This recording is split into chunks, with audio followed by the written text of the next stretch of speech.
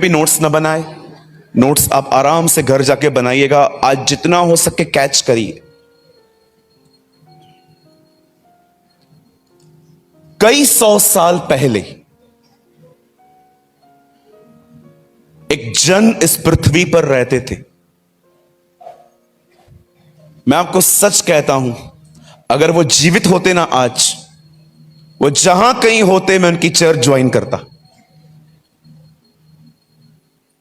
He was an amazing man of God. उनका नाम था विलियम बूथ। बहुत सारे लोग उनके बारे में बहुत कम जानते हैं, पर एक स्टेटमेंट उन्होंने ऐसी कही थी जो सुनने के बाद कहते हैं उन दिनों में पूरी दुनिया की नजर उन पर थी। और आज मैं उस स्टेटमेंट से आज का वचन शुरू करना चाहता हूं। His name was William booth. कहते हैं पवित्र आत्मा का बपतिस्मा जो उन दिनों में खड्डे में छुप गया था, उसी ने बाहर निकाला था और प्रीच किया था। आप जानते होंगे 15वीं सदी में रोमन कैथोलिक चर्चेस ने जस्टिफिकेशन बाय फेथ प्रीच करना बंद कर दिया था। उद्धार विश्वास के द्वारा है, और परमेश्वर ने मार्टिन लूथर को खड़ा किया ताकि वो संदेश वापस लेकर आए। फिर 16वीं सेंचुरी में आप जानते होंगे परमेश्वर ने किसी और को, जब परमेश्वर की सच्चाइयां परंपराओं में दब जाती है ना, तब परमेश्वर अपने लोगों को खड़ा करता है कि वो वापस उन बातों का प्रचार करें। एक दिन मेरे एक दोस्त ने मुझे कहा, ही इज अ पास्टर, उसने मुझे कहा मुझे एक आर्टिकल तू लिख के दे सकता है। मैंने कहा किस विषय पर? उसने कहा मुझे लिख के दे कि बच्चों का बपतिस्मा पूरे 8 से 10 पन्नों का मुझे लिख के दे दे कि बच्चों का बपतिस्मा कैसे होना चाहिए। मैंने कहा बिल्कुल मैं लिख के दे दूंगा। 6-7 दिन के बाद मैंने उसको अपने ऑफिस में बुलाया और कहा तैयार है, ले जाओ। और जब वो आया तो मैंने 10 पन्नों पे स्टेपलर लगा के उसको दे दिया। और जब वो घर गया और उसने पैम्पलेट से मेरा आर्टिकल निकाला तो उसमें एक भी शब्द नहीं लिखा हुआ था। उसने कहा ये क्या है, खाली पन्ने क्यों दिए, कुछ लिखा क्यों नहीं है? मैंने कहा कहां से लिखूं, बाइबल में कुछ नहीं लिखा है। मैंने कहा मुझे दिखाओ बाइबल में कहां लिखा है बच्चों का बपतिस्मा। सूरज भाई मजाक करते हो। मैंने कहा शुरू किसने किया था? आज भी उसके पास वो खाली पेपर है। Show me in a scripture in the Bible जहां पर यीशु ने बच्चों का बपतिस्मा दिया। आजकल बहुत सारे लोग कहते हैं अन्य भाषाओं में बात मत करो। कहां लिखा है? उल्टा बाइबल में लिखा है जो अन्य भाषा में बात करता है उसे रोको मत। लेकिन आज परमेश्वर रिफॉर्मेशन मिनिस्ट्री हर एक को नहीं देता, क्योंकि बाइबल साफ कहती है रिफॉर्मर मरेगा। और मैं आपको सच कहता हूं, विलियम बूथ एक ऐसे व्यक्ति थे जिनको परमेश्वर ने एक सच्ची शिक्षा को वापस उठाने में उनकी मदद की। अब मैं आपको स्टेटमेंट बताता हूं जो उन्होंने कही। थोड़ा हैरान करेंगे आप, ठीक है? और मैं आपसे विनती करता हूं अगर आप पत्थर लाए हैं तो मुझे मत मारिएगा, क्योंकि ये मेरी स्टेटमेंट नहीं है। उन्होंने कहा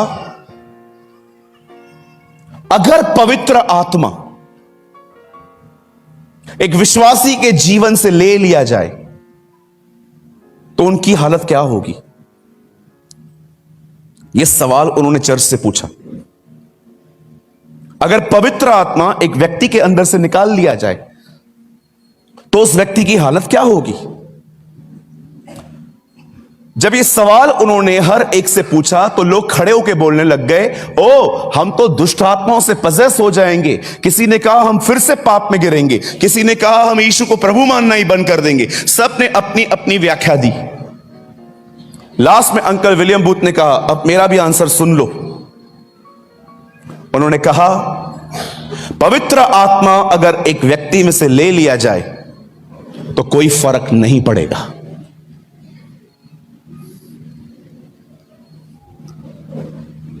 कोई भी सहमत नहीं था, मैं भी नहीं था।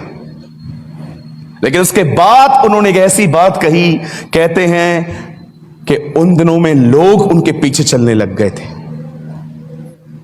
उन्होंने कहा, यह बात मैं इसीलिए कह रहा हूं कि पवित्र आत्मा अगर एक व्यक्ति में से निकाल लिया जाए या चला जाए तो उन्हें कोई फर्क नहीं पड़ेगा।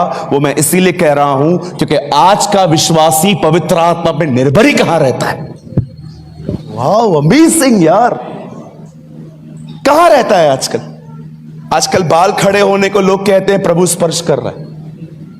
आप किसी को पूछोगे ना, प्रभु जब छूता है क्या होता है? इधर का बाल खड़ा हो जाता है। अच्छा, ये पवित्र आत्मा का स्पर्श है इनके लिए। कभी कभी आप देखोगे ना, किसी चर्च में जैसे जैसे म्यूजिक बढ़ेगी ना, म्यूजिक बढ़ेगी, लोग जोर जोर से तालियां बजाएंगे। उन्हें लगता है ज्यादा शोर मचाने से पवित्र आत्मा आता है। कभी कभी आप ये भी देखो कि लोग गिर जाते हैं, खड़े हो जाते हैं, गिर जाते हैं, और लोगों को लगता है ओ।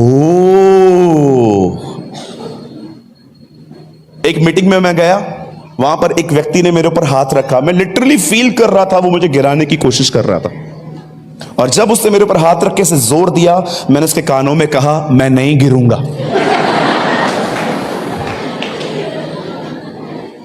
क्या होता है अगर मैं किसी पे हाथ रख दूं और वो गिर जाए? मुझे नहीं पता है उसके साथ क्या होगा, लेकिन एक बात तय है, मैं लोगों की नजर में हीरो जरूर बन जाऊंगा। लोग कहेंगे, अरे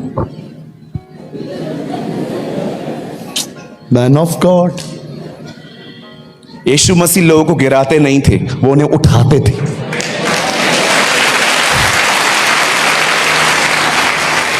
आजकल क्या है ना, मैं आपको बताना चाहता हूं, जिनसे दुनिया में कुछ भी नहीं हो पाया ना, वो कभी कभी इधर आके बहुत कुछ करने की कोशिश करते हैं।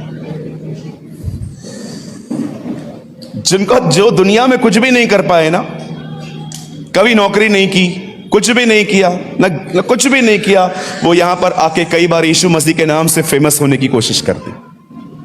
एक प्रभु के दास ने कहा, use your mic for God but don't use your God for mic. इस माइक को खुदा के लिए इस्तेमाल करो, खुदा को इस्तेमाल मत करो यहां तक पहुंचने के लिए। अमेजिंग। मैं आज आपसे पूछना चाहता हूं, वही विलियम बूथ की स्टेटमेंट, आज आप किस पे निर्भर हैं? पवित्र आत्मा अन्य भाषा नहीं है, पवित्र आत्मा कबूतर नहीं है, पवित्र आत्मा सिर्फ आग नहीं है, वो एक व्यक्ति है। He is a person. वो आपकी तरह मेरी तरह एक व्यक्ति है जिससे संबंध रखा जाता है। क्या कहा पौल ने? पिता का प्रेम, हमारे प्रभु यीशु का अनुग्रह और पवित्र आत्मा की अन्य भाषा? नो, पिता का प्रेम, हमारे प्रभु यीशु का अनुग्रह और पवित्र आत्मा की संगति, सहभागिता। जानते हो वो क्यों अर्थ पे आया है? वो आपसे सहभागिता, संबंध रखना चाहता है। आज आप उस पर निर्भर हैं? क्या आप ये कह सकते हैं कि आप उसे जानते हैं? पुराने नियम में उन्होंने बाप को नकार दिया, नए नियम में उन्होंने पुत्र को नकार दिया, और आज का युग पवित्र आत्मा को नकार रहा है। ये प्रतिज्ञा करते हैं, बाप ने प्रतिज्ञा की बेटा आएगा, बेटे ने प्रतिज्ञा की पवित्र आत्मा आएगा, और वही पवित्र आत्मा इन दिनों में प्रतिज्ञा कर रहा है कि तैयार हो जाओ, वो तुम्हें लेने आ रहा है। These are the spirit of promise. Paul कहता है तुम्हें उससे प्रतिज्ञा किया हुआ आत्मा दिया। आज मैं पहले भाइयों से पूछना चाहता हूं, उसके बाद मैं अपनी आदरणीय बहनों से पूछना चाहता हूं, मुझे बताइए, क्या आपका उस पवित्र आत्मा के साथ कोई रिलेशनशिप है? यीशु ने कहा, पिता मुझ में रहकर अपना काम करता है। जीसस, आप पे तो होली स्पिरिट है ना, तो आप पिता क्यों कह रहे हो? क्या आप यीशु की तरह उसका आदर करते हैं? यीशु उसे पिता कहता था। पढ़ा आपने? पिता मुझ में रह के अपना काम करता है। यीशु आपके अंदर तो पवित्र आत्मा था ना, यीशु उसे पिता कहता था। एक बार उसने कहा, तुम मेरे खिलाफ कुछ कह दोगे चलेगा, पिता के खिलाफ कुछ कह दोगे चलेगा, लेकिन इस आत्मा के खिलाफ कुछ मत करना। आप जानते हो वो उससे इतना प्रेम करता था कि वो उसके बारे में सुन नहीं सकता था।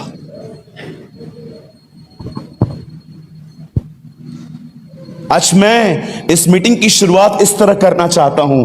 मैं कोई लंबा मैसेज नहीं है आज मेरे पास, मैं अधिक समय दुआ में बिताऊंगा आपके साथ। हम अंत में आपके लिए प्रार्थना करने वाले हैं। आज मैं आपको न्योता दूंगा आज के, अगर आप फिर से अपना जीवन खुदा को देना चाहते हैं, हम आपके लिए प्रार्थना करेंगे आज। लेकिन एक सवाल अपने आप से पूछिए, क्या आपका उस महान पवित्र आत्मा के साथ कोई संबंध है?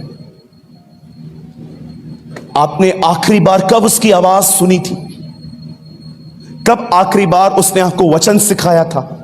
कब आखिरी बार ऐसा हुआ था कि आपको प्रार्थना करने का मन नहीं करा, फिर भी आपने प्रार्थना की और आपने देखा, आपने लंबी प्रार्थना की, उस पवित्र आत्मा ने आपकी मदद की?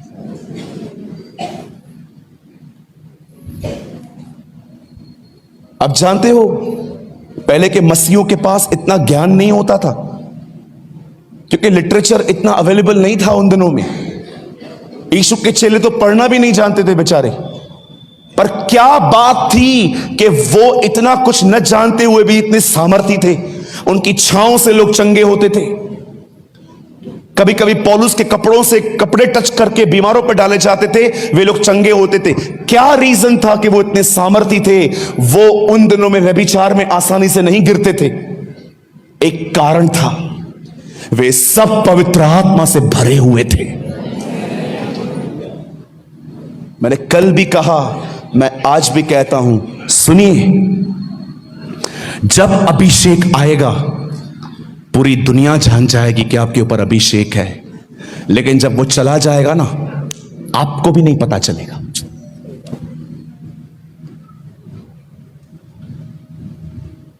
और शिमशोन न जानता था कि यहोवा उससे चला गया है।